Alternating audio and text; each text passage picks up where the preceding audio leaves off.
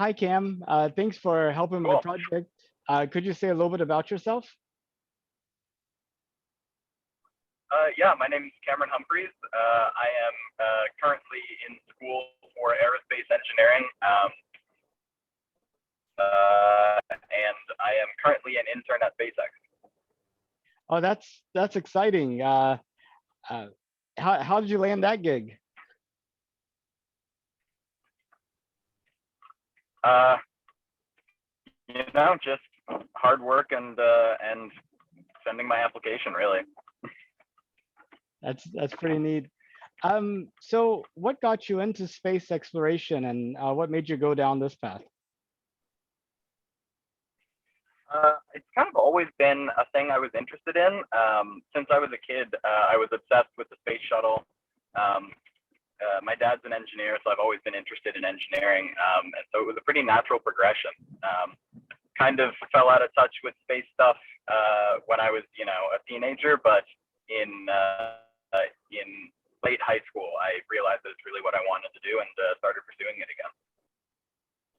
And so I imagine when you found out that we were going back to the moon 2024, you may have been one of the first people to know about that.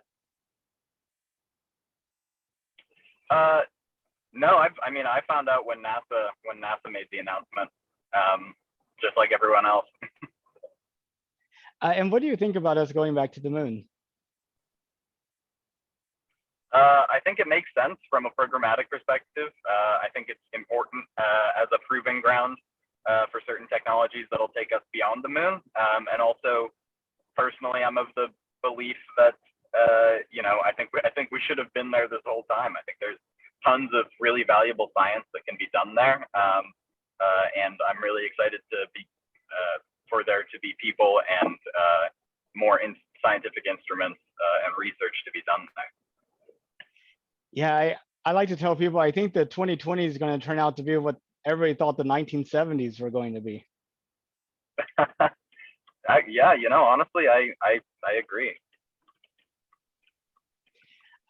And do you see humanity just making like little side trips to these places, or do you think eventually humanity will actually go out and colonize the entire solar system and maybe beyond? That's a good question. I'm personally of the belief that I think the cooler future is one where there are humans living all over the solar system and possibly beyond. And I think, given enough time, I think that'll happen. I think it's really, do we get in our own way before getting that done? Is the question. Yeah, does humanity survive long enough? Pretty much. So what do you think? I mean, do you think we're going to have people living on the moon full time and on Mars full time with inside of our lifespans, or you think it's going to take longer than that? Within our lifespans, I certainly hope so. I really hope so. I think I think it's possible.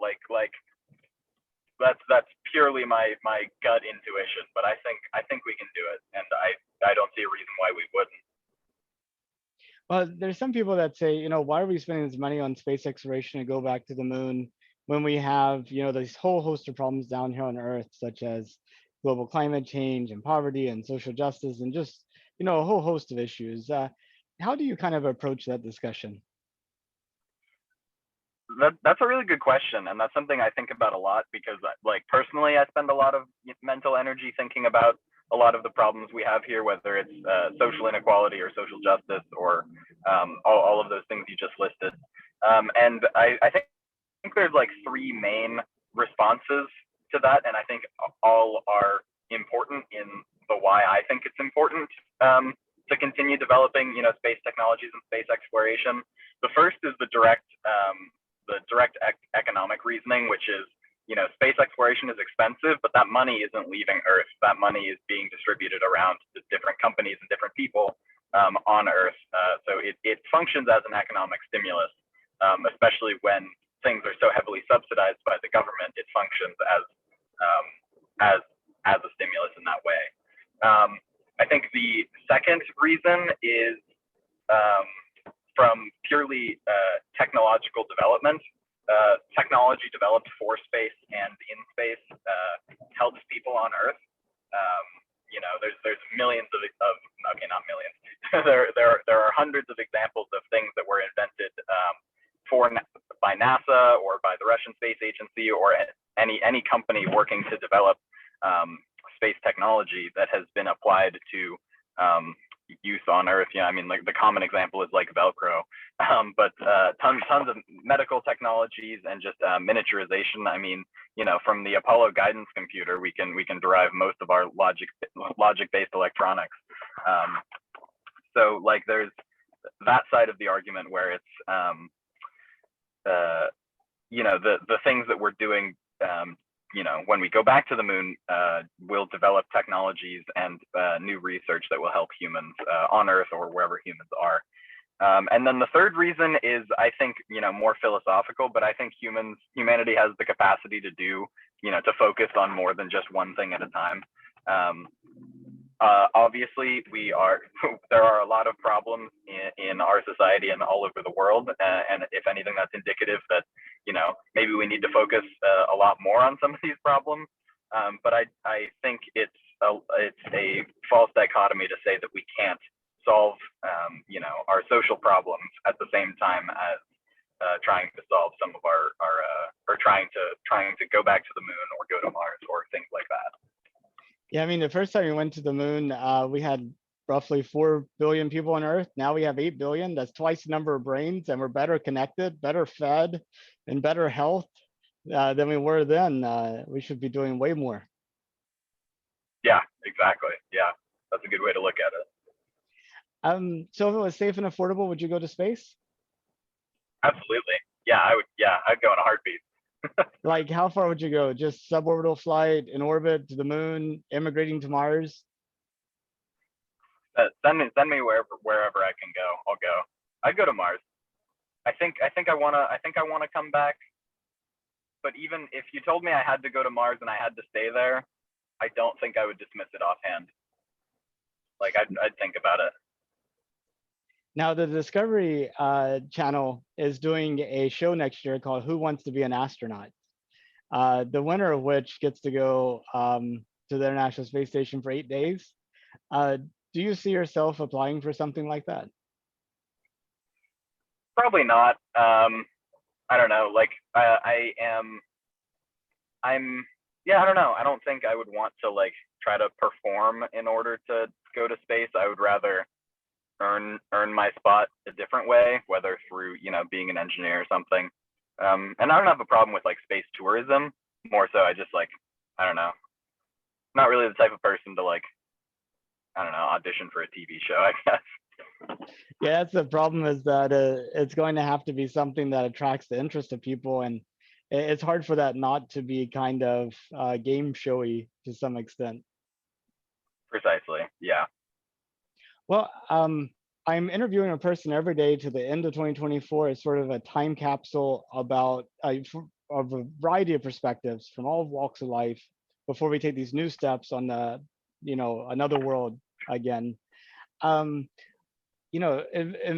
Envision yourself looking back at this interview 50 years, 100 years from now.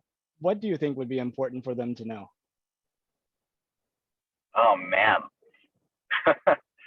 That's a good question. Let's see. If in my ideal hypothetical future, 50 to 100 years from now, I think we're establishing like long-term, if not permanent, human presences on the moon and Mars.